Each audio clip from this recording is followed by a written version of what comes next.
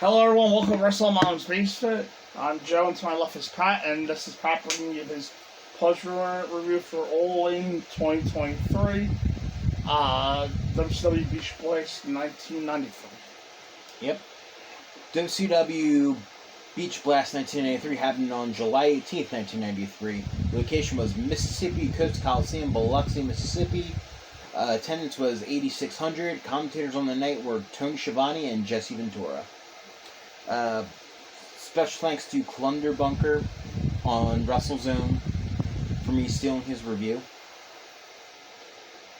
from 2010. Just in case there's a phrase there. I'm just going to ask you guys to bear with me because there's like a glitch in this article where if an apostrophe shows up, there's like a bunch of numbers, a little bit of numbers attached to it. So, bear with me, but I think this is probably the better review out of what they had to offer. This is still in the lost years for WCW, as they just had no idea what they were doing. British Bulldog is here to be the number 2 face in the company after Sting. The main event tonight is Sting and Bulldog versus Sid and Vader. The real main event, though, is Flair trying to win the NWA World title. WCW would leave the NWA on September 1st, thank goodness, to end this annoying stuff they kept doing. The car looks pretty good, looks pretty bad, but that comes with the territory. Let's get to it. This is the infamous mini-movie thing where Sting and Bulldog are playing volleyball with some kids on a beach, and Sid is in disguise while one-eyed midget wearing a shark fin blows up their boat. I don't get it either, and I'm glad I don't. That was apparently a TNT Turner call to make mini-movies to hype that up. Did they ask for any approval from WCW? Apparently not. And that is actually from Tony Schiavone. Bischoff and Missy are the host. I don't ever want to see Bischoff in shorts again. As Jesse comes out to the arena, you can see hundreds of seats taped off. Maybe out of 40 rows, 9 of them or so have people in them. It's a good thing that the cameras are on that side. That's just awful. Opening contest, television title match. Paul Orndorff, who's the champion, versus Ron Simmons. Suddenly I see why there's no one here. Simmons is coming off of being world champion at this point, while Orndorff is still overrated and has no business being here. He would drop the title to Steamboat in about a month. He beat Eric Watts in a tournament to get that belt. Yes, Eric the Talentless got to the finals of the television tournament. This is back in the day when this was supposed to be the title that good wrestling happened in. For some reason, that's never really the case, especially not here. It's a pure formula stuff, as Simmons is way over and popular, but of course they have Orndorff, who wasn't over at all. Dominate most of the match with some really bad 80s style offense. They seem to forget that Simmons was world champion a few months ago, as it's not mentioned at all here. Anyway, Simmons makes the required comeback only to mess up and throw Orndorff over the top rope. And of course, according to the National Wrestling Alliance Code of Ethics, that's completely unsafe and Simmons is disqualified. Pay no attention to the lack of mats around the ring for months prior to this.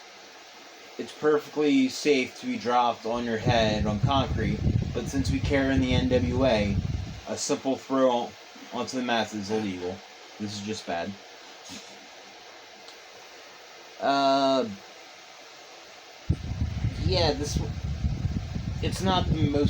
wasn't the most exciting match. It's pretty much just a simple brawl. And since it's Orndorff, it's pretty boring stuff.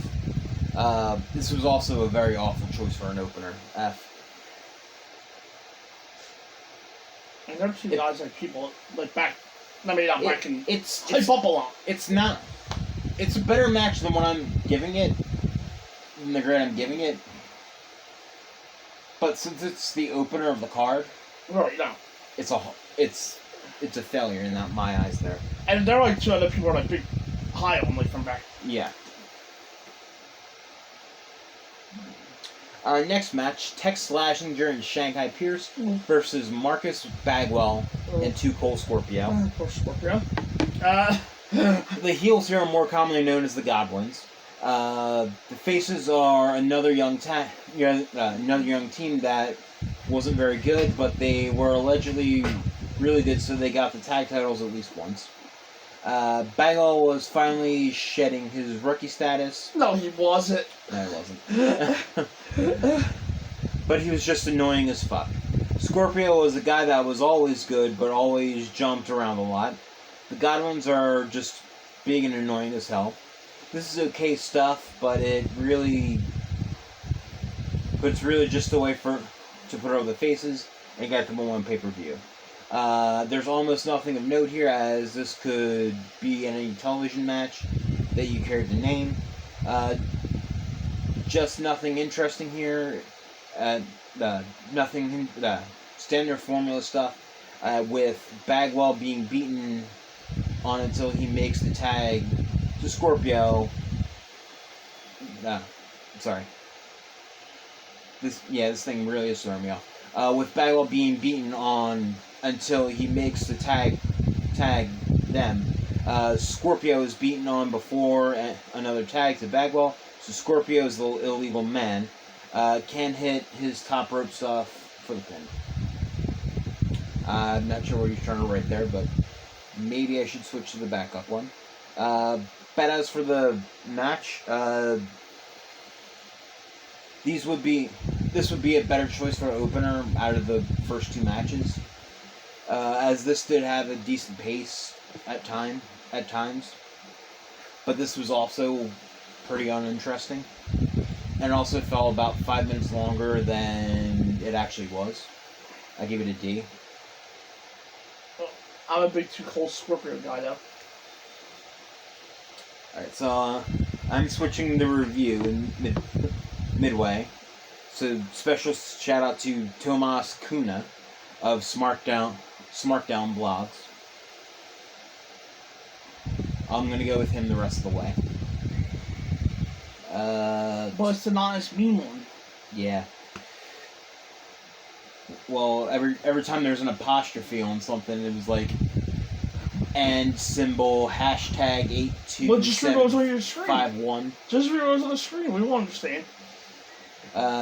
Anyway, up next, Missy Hyatt interviews Paul Orndorff and a man we've never seen before in WCW. It turns out to be the Equalizer, aka David Sullivan, who seems to be Orndorff's new heavy. Orndorff talks about how he beat Ron Simmons because he plays by the rules, and proceeds to call Ricky Steamboat old after Missy mentions him as a potential future television title challenger. While this was there, it would have worked had it been on the weekly TV show, especially considering Equalizer was nowhere to be seen when Paul was in trouble losing earlier in the night. Up next, Lord Steven Regal with Sir William versus Eric Watts. Watts comes out with American flag intent to get over the crowd. Yeah, good luck with that one. Lock up to start with each man going after each other's arm. Watts gets the better of the exchange, but locking in a wrist lock. Regal rolls through and monkey flips his way out of it, but Watts keeps him in a hold. Watts stays on the arm by dropping some knees on it. Regal finally wrestles his way out of the hole and takes Watts down for 2. Watt tries to come back, but Regal twists the arm and takes him back to the mat for 2. They trade near falls on a pin reversal sequence, but get no reaction, and the announcers basically bash the crowd for it. The sequence was actually fine, but people just don't want to see Watts. He stays on the arm and sunset flips Regal for 2. Watts tries to come back, but Regal twists the arm and takes him back to the mat for 2. They trade near falls on a pin reversal sequence, but get no reaction, and the announcers basically bash the crowd for it. The sequence was actually fine, but people just don't want to see Watts. Regal switches gears by hitting some European uppercuts, and he removes the knee pad to drive a knee to the face, but Watts ducks it. Watts puts him in the STF near the ropes, so William breaks it with a shot to the face while the referee was checking on the submission. And Regal steals with a handful of tights in 7 minutes and 31 seconds. I love me some Regal. Yeah, this is about as good as the other two previous matches. Hey! You said good Eric Ross.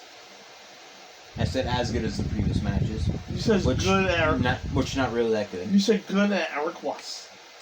Not good mostly because of Watts. Yeah. He was in there and it was only going to be so good because of it. D.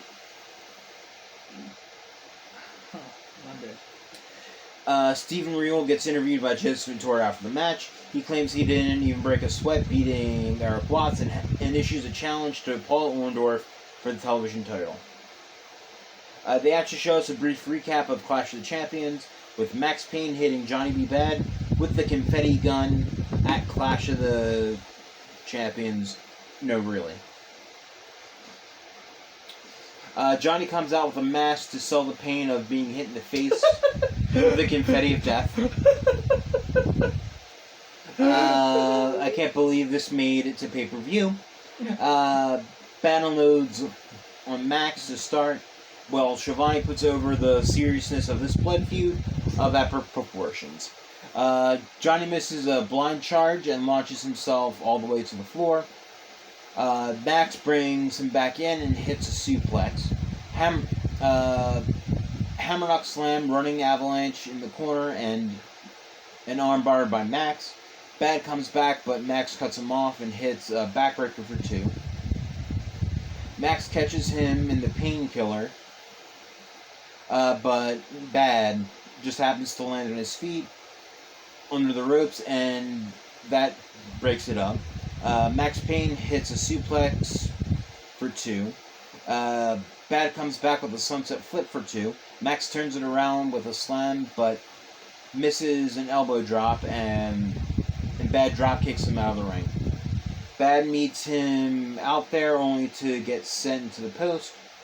Payne ends up eating the post as well, though, allowing Johnny to throw him back in and come off the top with a high crossbody to win this grudge match. Yeah, this pretty much did suck. On the Max Payne head. The whole thing sucked. Mm-hmm. Yeah. The feud was stupid. The match was boring as shit. It's an F.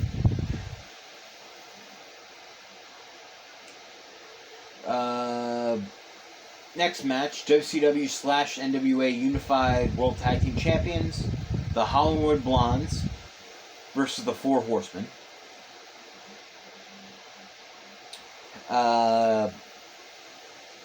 Not Arn and Flair, Arn and Paul Roma.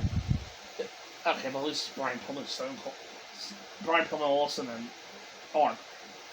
Come on now, Paul Roma can't fuck this up. I mean, I don't see a review that covered this, but when they were going to the ring, it looked like Paul Roma had a boo-boo face. So, guess who's getting pinned in this one? Rightfully so. Right? Pillman challenges a Horseman fan to a fight, delaying the beginning of the action. Roma and Austin with the lockup to start, and they reach a stalemate. They go for it again. Austin takes him into the corner and talks some trash to intimidate Roma. Roma responds with a closed fist. Austin bails so Pillman can check him, and Brian plants a kiss on the cheek. That pisses the crowd off more. Brian comes in to face Roma, and he asks the referee to check Roma's elbow pad while adjusting his own tights with his back turned to the ref. Austin and Pillman are so charismatic.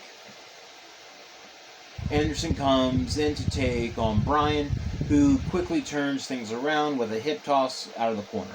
Arn takes Pillman down with a handful of hair, and Pillman stops to complain some more.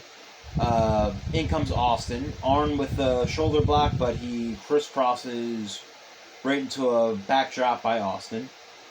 Anderson dumps Austin to the floor, and Austin asks for a handshake back inside the ring. Arn stops to ask the crowd, grabs the hand, and unloads on Austin. Tag to Paul Roma, who comes off the top rope with a double axe handle before putting him in a wrist lock. Ventura is constantly saying how it's the Horsemen cheating while the Blondes have wrestled a totally clean match so far. Bear hug attempt by Austin. Roma turns into a sunset flip for 2. Roma counters into a gut wrench powerbomb, into a backslide for 2, and fires away with an arm drag. Roma goes for a crossbody, but Austin moves out of the way and tags in Brian. Pillman with a loud chop to Roma in the corner. Roma retaliates with a blatant chokehold that gets Jesse all worked up again. Clothesline by Roma gets 2. Anderson comes in and goes to work with a wrist lock. Pillman drives a knee into the gut to break the hold, but Arn catches him with a stun gun of sorts. The Horsemen work together, and Arn sets up for the spine buster, but Pillman's knee just so happens to buckle, and Austin asks for a timeout. The referee asks for some separation, allowing Pillman to take advantage and assault Arn's knee. Pillman dumps him and goes for a flying move off the apron, but Arn ducks and Pillman eats the railing. Pillman beats the count back in and walks into a sunset flip from Roma, who I think I've said that like 5 times already. Well, yeah, he's not the workhorse of the match. Yeah. Austin rams Roma throat first onto the railing on the outside, putting the Blondes in the driver's seat. Gut wrench suplex by Austin, who challenges Arn so they can cheat while the referee is busy with Arn. A short clothesline by Austin. He stops to do some push-ups. Austin drives a knee into Roma's throat. Roma tries to fight back, but Pillman takes him down with a drop toe hold. Roma gets his feet up on a blind charge by Austin, but Austin positions himself between Roma and Arn and punches the ladder, enabling the Blondes to cheat some more.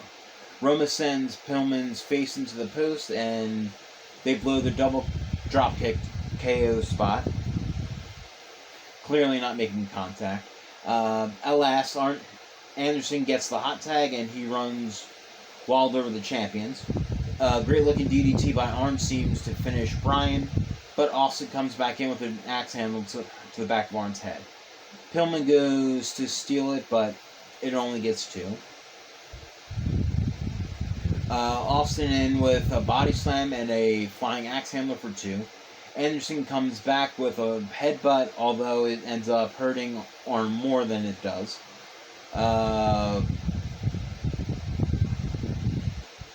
Pillman sends Arn into the railing, and Austin goes for a pile driver on the floor. But Arn reverses it with a backdrop. Arn tries a DDT in the ring, which Austin blocks by hanging Arn on the ropes. Pillman cheats while Austin has the ref distracted. Austin sets up for a stun gun, but Arn hangs on and hits one of his own.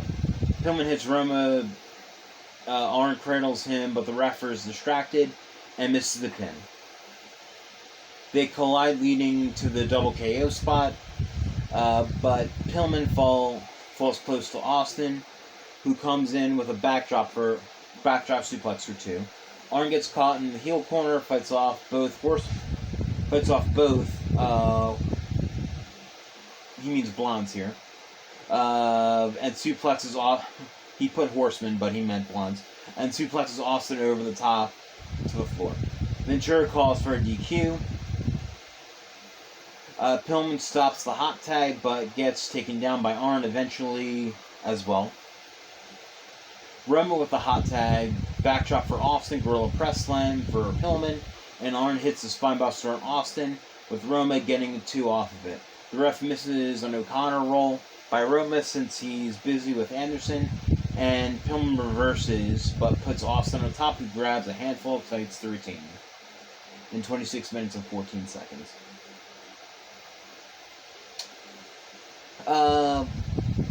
Well, this was a breath of fresh air on the show.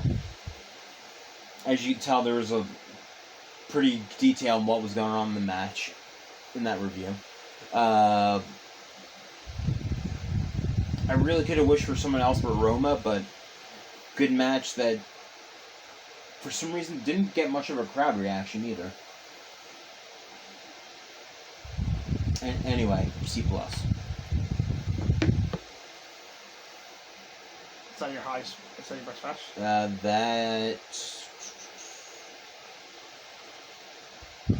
it's tied with one other match, but Okay.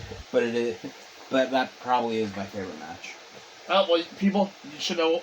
Spoiler alert! You should know what that means when our best matches are like a C+. Right? Yeah. Elite.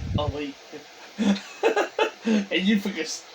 Here's a spoiler: C+ is the highest rated match between both reviews. There's a spoiler for it. Bischoff and Missy promote Fall Brawl. Next match, WCW United States Heavyweight Championship 30-minute Iron Man match. Rick Rude versus Dustin Rhodes. On paper, it sounds really good. Yeah, on paper. Especially the Rick Rude. Especially because I think Rick Rude's on the ring. Anyway. Yeah. I'm going to this guy. Ironically enough, this is the second time Rude competes in an Iron Man match at a Beach Blast pay-per-view. Steamboats, right? You remember? Yeah. And That was a really good one. those were the only two Iron Man matches that ever happened in WCW. Oh, wow. And that was a really good one. The Yeah. Steamboat Rude one. And by the way, this is to decide the champion. Okay. The title is vacant. They feel each other out for their first couple of minutes and get in each other's face. Rude unloads on Dustin and adds the hip swivel early. That ends up costing him, however, allowing Dustin to turn the tables. Rhodes. Sorry. Rude Rhodes are kind of close. Rhodes goes to work with a reverse chinlock, returns a hip swivel from a while ago, and goes back to reverse chinlock. 5 minutes have gone by now, and nothing particularly interesting has happened. Rhodes goes to drop his ass on Rude's back, but Rude turns around and gets his knees up, hitting Rhodes right in his naturals. Rude follows up with a clothesline, goes for a flying axe handle, and does the hip swivel again, but it hurts too much and can't do it at this time. I actually kind of love that spot from Rude, where he goes to taunt and his body just like fails him and love the part. That reverse chinlock really hurt him. Rude slaps in a bear hug while Schiavone talks about how awesome Rude versus Steamboat was last year. Rude with a reverse chinlock of his own, and that goes on for a while. Before Dustin powers out of it with an electric chair drop. He goes for a splash, but only finds Rude's knees. Meanwhile, Gary Capetta announces 10 minutes have gone by. Rhodes goes to work on the leg for a long submission. Rude fights back with a backbreaker, and the Rude Awakening gives him a fall in 13 minutes and 19 seconds. Rude up 1-0. Rude immediately goes to the top, and comes down with a flying clothesline for 2. We're at the halfway point with 15 minutes left on the clock. Rude with a neck snap, and Dustin takes a nasty bump onto the long ramp. Rhodes breaks up the count at 7, and Rude goes for a chinlock back inside the ring. Dustin comes back, but misses a blind charge in the corner with Rude still in control. He sets him up with the Tombstone Piledriver, but Rhodes rolls through and hits himself for a 2. Or hits himself for 2. Charged by Rhodes, Rude moves out of the way, and Rhodes goes flying to the outside. Back in the ring, Rude hits a snap suplex for 2. Dustin with a suplex of his own, as we have about 10 minutes remaining. Flying axe handle by Rude, as this keeps dragging. Knee to the gut, and Rude poses once more. Rude goes back to the reverse chinlock with about 7 minutes to go. Dustin fights out of it and slugs away, only to walk into a sleeper from Rude. This would be good strategy if a good 50% of the match hadn't already been chinlocks up to this point by now. Rhodes escapes the hold with a jawbreaker, but he's too hurt to follow up on it. Rick stays on top. Rude rams Dustin's head into the buckle a few times until Rhodes spits on him and makes the comeback. However, Rude thumbs the eye, and Rhodes gets knocked still to the floor. Back in, Rick humiliates Dustin some more, but it fires back as Rhodes explodes with a bulldog to make it 1-1 at 26 minutes and 56 seconds. Tied 1-1. The match continues with less than 3 minutes left. Rhodes hits a flying axe handle for 2. Pile driver by Rude gets 2 because Rude makes the ropes. Pile driver by Rhodes gets 2 because Rude makes the ropes. Rhodes with a series of running clotheslines for 2 with less than a minute now. Rhodes with a sleeper as the clock keeps ticking. Rude escapes with a jawbreaker and goes up, but Dustin ducks the flying move and hits a DDT, but the 30-minute time limit has expired mid-pin. The crowd rightfully boos the finish.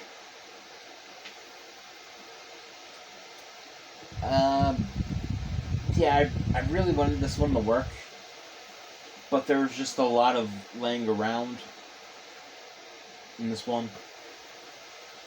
Both are great, but it just didn't work. It was boring, and the vacant title stayed vacant at a pay-per-view. Nonetheless. D.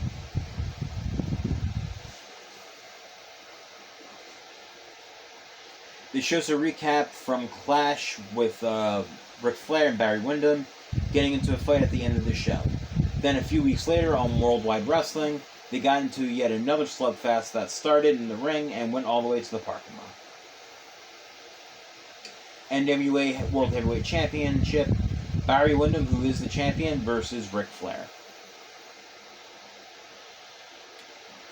Windham takes it to Flair with some blows to start, but Flair throws his classic chops in return. However, Windham catches him with a clothesline out of the corner. Flair with more chops, though, and Windham bails. Back in the ring, Windham clotheslines Flair and slugs away on him and throws him into the outside.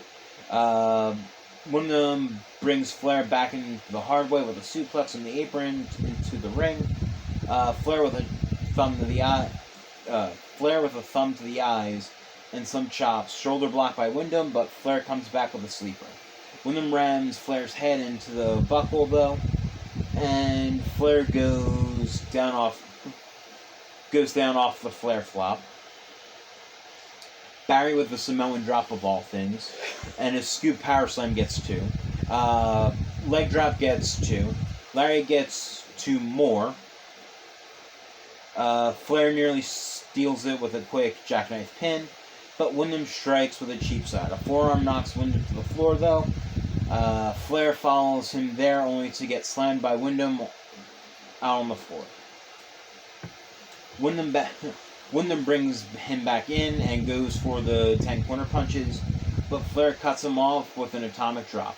Knee drop by Flair, but he can't suplex him, and Windham puts him down on the top rope and brings him in with a superplex.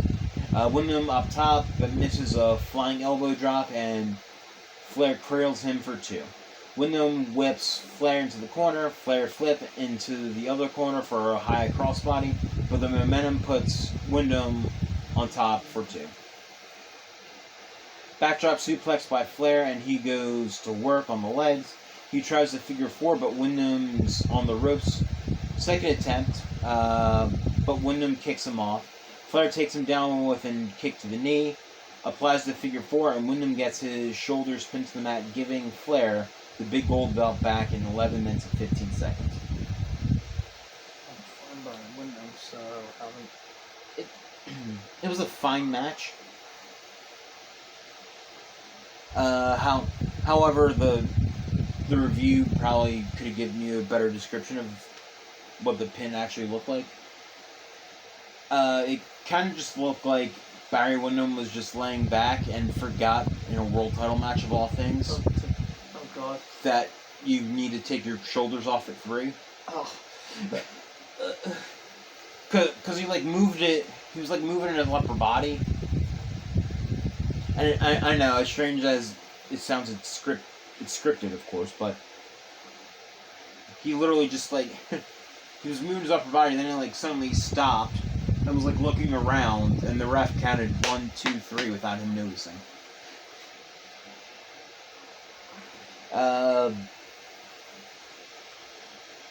I'm hoping that was a mistake, because 11 minutes is a little short for them. A little short for a Ric Flair match on pay-per-view, of all things. Yeah, it wasn't graceful timing. Or if that was intentional, Fuck those silly. that made Barry Windham look incredibly stupid. Incredibly so. Well, I'm just mad at Ric Flair 11 minutes, but Although going by the next match is the main event, I'm leaning towards that was more intentional, and maybe just Barry just goofed up the ending for himself. The rest of it was fine, but just a weird ass ending, C-. Main event time. The Masters of the Powerbomb. In case you do want to know, it's Big Van Vader and Sid Vicious. Because I think it's the only time they ever team up or even mentioned the Masters of the Powerbomb. With Harley Race and Colonel Robert Parker in their corner versus the Superpowers. Which, in case you wanted to know that, it's Sting and Davey Boy Smith. I actually did not know that was there. I knew the Masters count them. I didn't know Davey Boy Smith and Sting because they're the Superpowers.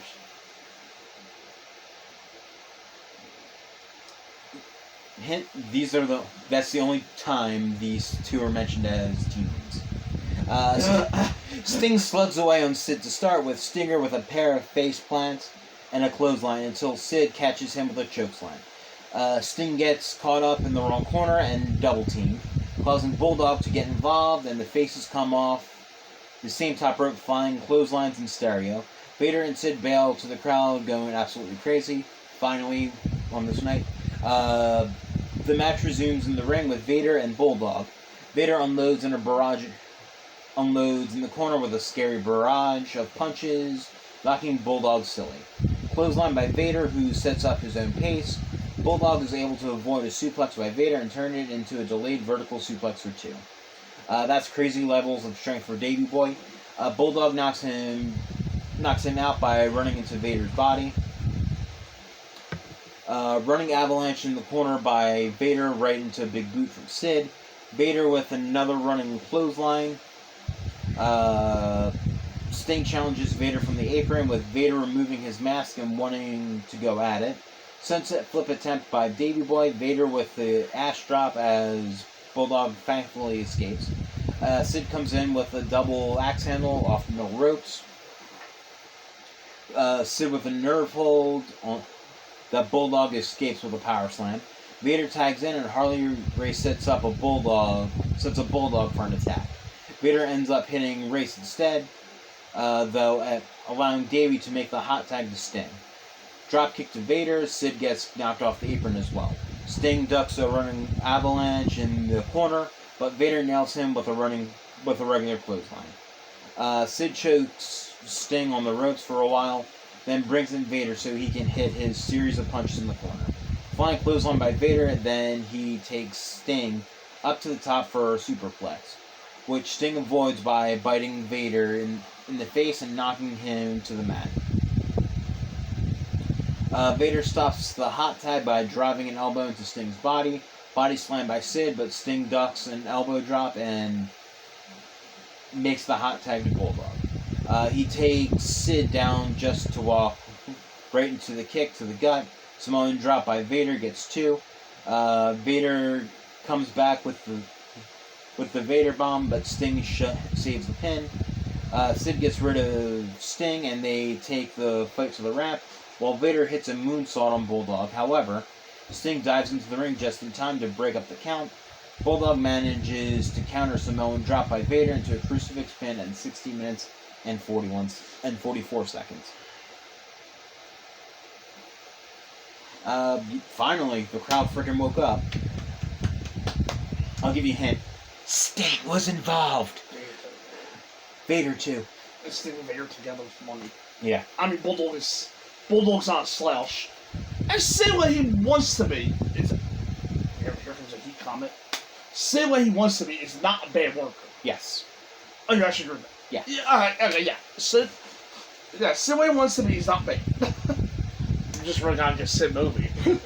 Yeah, the basic description in this match, everyone did their job. Vader looked like a beast. Sting provided the electricity. Bulldog provided some freaky looking strength. And Sid tried. Soap Bowl was not on the mind. Yeah. On the site. It's saying a lot. It's saying a lot because Sid was involved. Right. He tried. It was the only match the crowd actually seemed into. Mainly because Sting and Vader. It woke the crowd up and put a nice bow on the end of a bad show. I gave it a C+. Hey, so the match was better than the movie?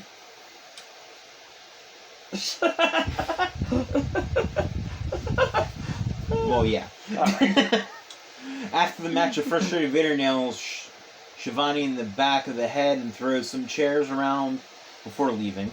They promote Fall Brawl, the next pay-per-view that will feature War Games. Jesse says he's going back to his girls, and that's the end of the show. I've been getting some decent WCW main events. Yeah. You're finding all of them. Apparently. Unfortunately, the rest of the shit's all up. Overall, I'm going to give the show a D. Hey. The show sucks. There's a good deal of bad and disappointing stuff throughout this card. With the best of this show just being with the best of this show just being at good. It was a slog to sit through, and I do recommend the mini movie, as that must be seen to believe. But you won't recommend any matches, gotcha. But yeah, there wasn't really anything special on this pay-per-view offering for the month of WCW. See, now, you're lucky. You have great workers. I mean, it might not be a great show, but you had great workers on your call. I want to have, no offense to like Booker T, Jeff Jarrett, and Canyon, and Hoovy. There's not so many people on the show that I would consider great workers. Like, Booker's very good, Jarrett's very good, Hoovy's very good, but nobody put like that upper echelon in the ring. So at least you had great workers in bad situations. I know, and we're going to have to try to make a card out of this. Yeah, you had great workers in bad situations. Yeah. But you still have your Stings, your Vaders, your Ulces, your Arn Andersons, your Brian Pillmans, your Two Cold Scorpions. I got Booker, Jarrett, Hoovy, and good people. Hell, even Hogan making a good call Ralph. But then when we get down to the depths of hell, it's the depths of hell. But that's coming next. My Bash at Beach 2000. Yes. See that? See that.